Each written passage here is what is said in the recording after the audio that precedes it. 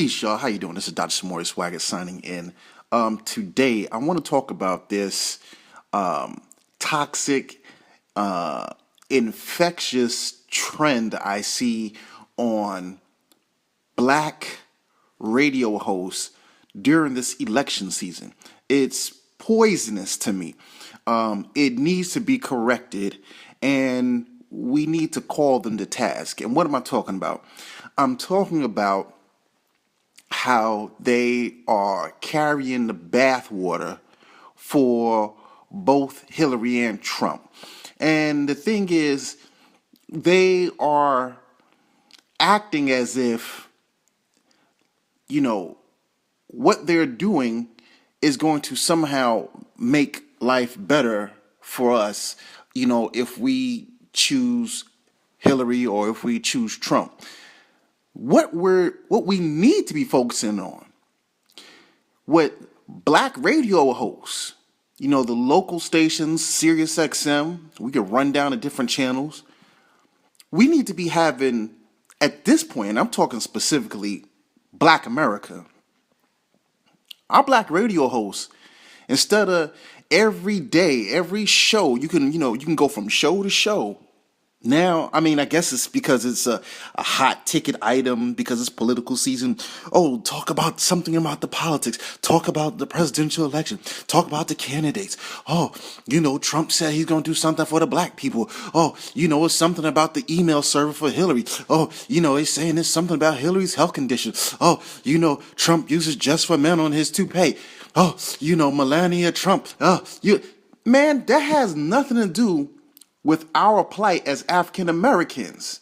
And what I'm seeing is many of these African American radio show hosts are literally carrying bathwater. And I'm listening to it on both the Hillary side and the Trump side.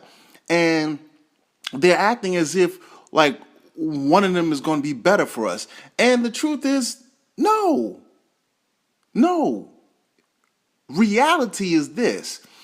Close your eyes for a second. Let me paint a picture for you so you can get what I'm saying crystal clear about what the situation looks like and what we should be doing. Imagine this as you will. You're inside a house. And inside the house, your family is telling you, look, we don't want you to go outside right now because there are these two crews of people out there.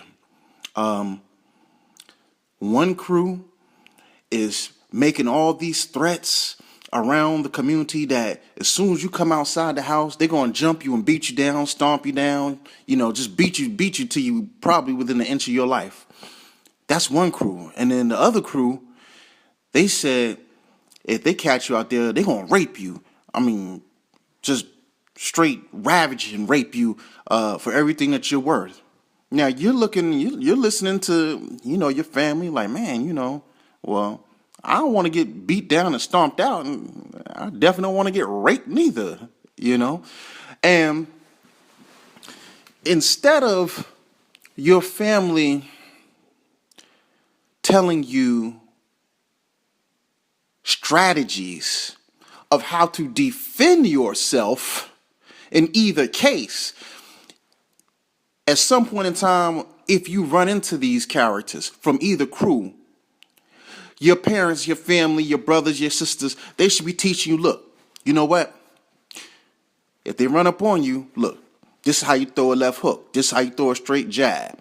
This is how you do an uppercut. This is how you bob and weave. This is how you duck. This is how you sway side to side. You can lean back, feint a little. This is how you throw a roundhouse kick. Move your head. That type of stuff. These are, I'm giving you offensive techniques and defensive strategies on how to protect yourself in the event that either one of them come up to you.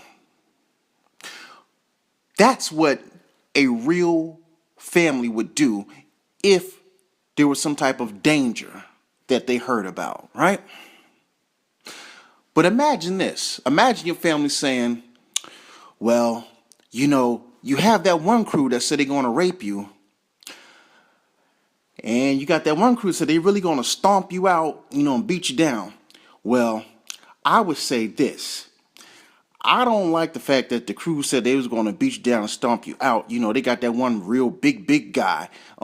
He's beat down a whole bunch of people. I mean, he's really bad. So, and then they got brass knuckles and they got like chains and bats. So, if I was you, I'd probably just go with the rape. The rape might be, they might rape you smoothly. It won't be a rough rape. It'll be kind of like a smooth rape, and then you may have other members of the family like, oh, well, no, you don't want to get raped that way because, nobody rapes like them rapists over there. I mean, like they some savages when they rape. You don't want to get raped by them, man. I mean, it feels like holy hell when they rape people. I mean, the victims that they've had on the news and everything. I mean, it's like it's been a rape like no other. So, if I was you, I'd probably just go ahead and take the beat down. Just get smacked around, get stomped in the head, and that is what black radio is doing right now.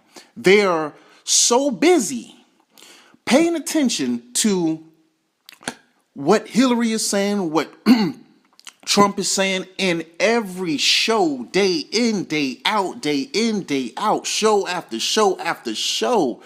Oh, we got to look into these emails a little bit more. Oh, he said he's going to build this wall. Oh, he's got to have a investigative tribunal of Muslims. Oh, what he said about the gays and the homosexuals. Oh, well, he said he's going to court the blacks more.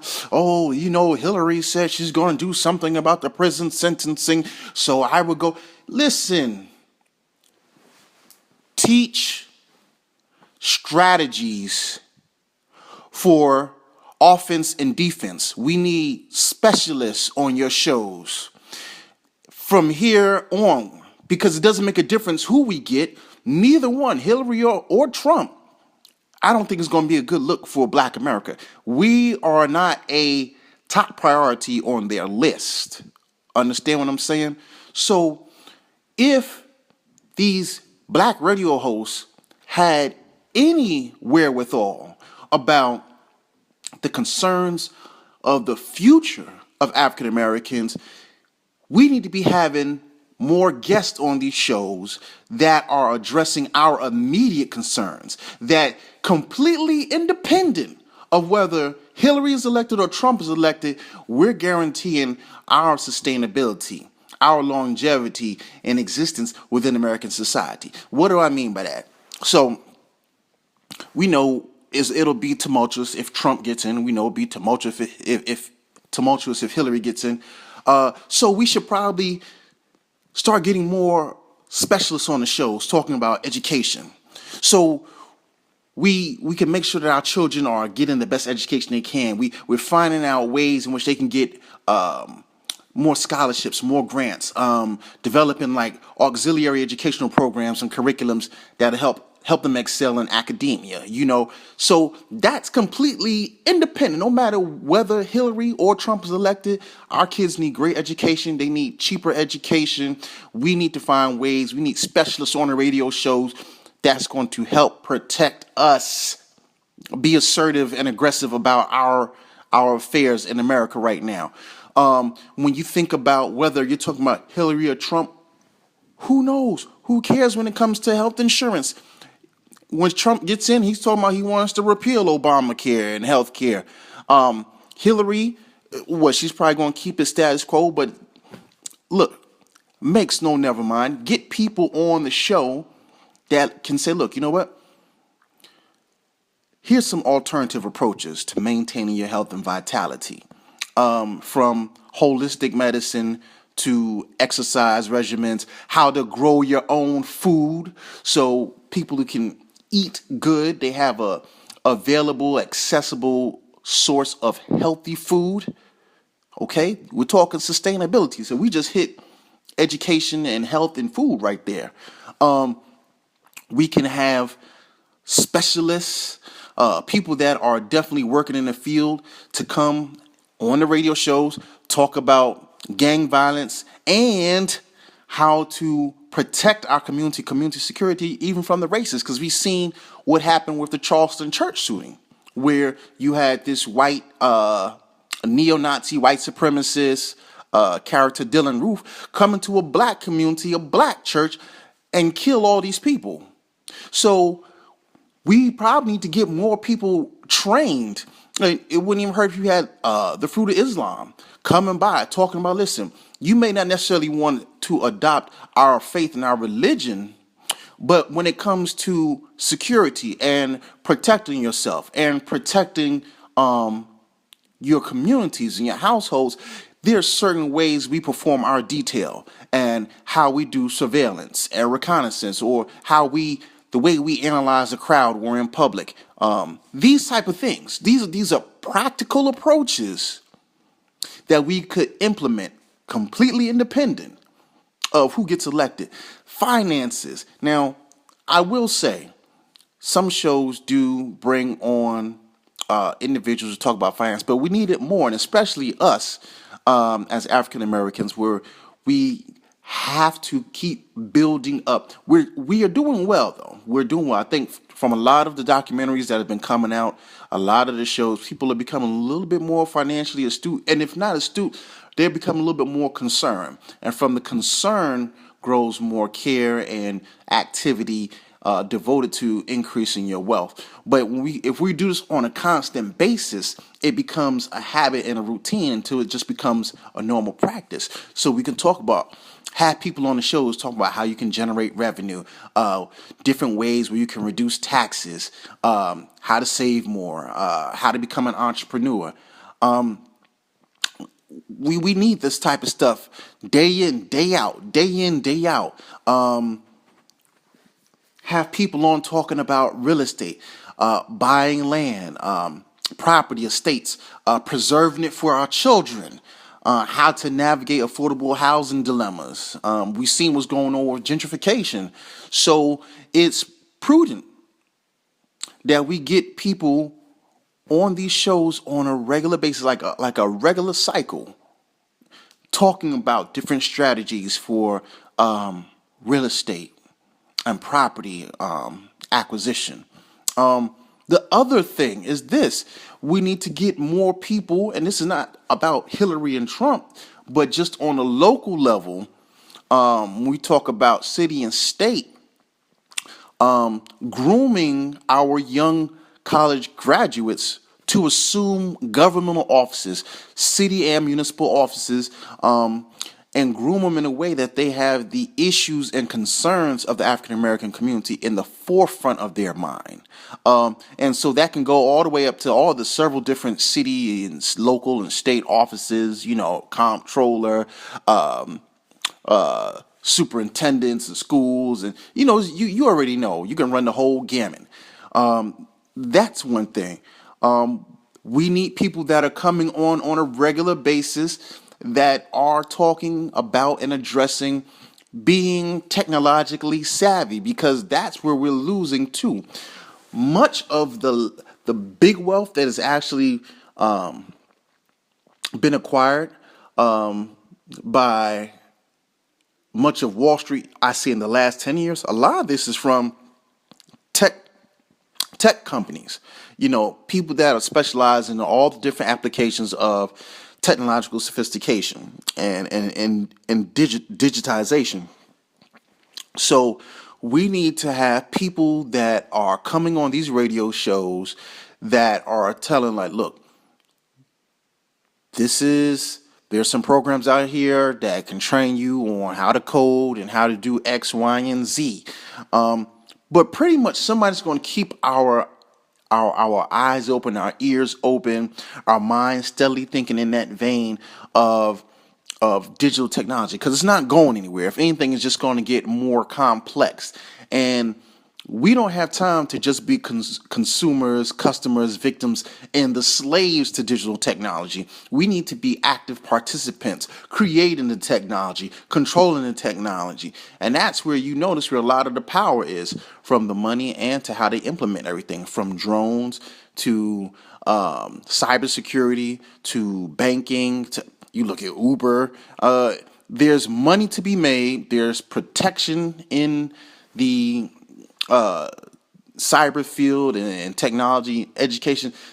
Technology is being implemented in every single area and aspect of life.